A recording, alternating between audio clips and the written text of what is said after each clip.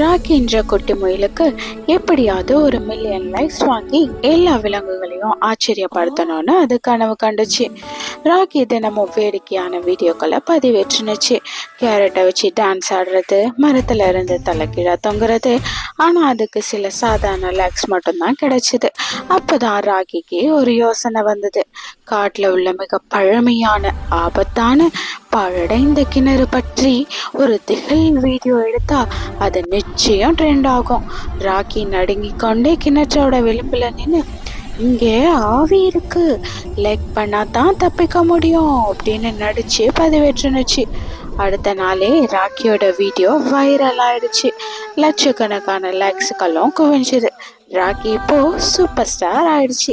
ஆனா மற்ற குட்டி முயல்கள்லாம் ராக்கியோட வீடியோவை பார்த்து பயந்து நடுங்குனுச்சு. ராக்கியோட வீடியோவால இரவு நேரத்துல யாரும் கிணற்று பக்கம் போகவே அஞ்சினாங்க. அப்ப ஞானமுள்ள மூத்த ஆமை தாத்தா சொன்னாரு, லைக்குகள் முக்கியம் இல்ல ராக்கி, நீ உண்மைய பேசி மற்றவங்களுக்கு பயம் கொடுக்காம சந்தோஷம் கொடுத்தாதான் நீ உண்மையான சூப்பர் ஸ்டார். ராக்கிக்கு தவறு புரிஞ்சிச்சு.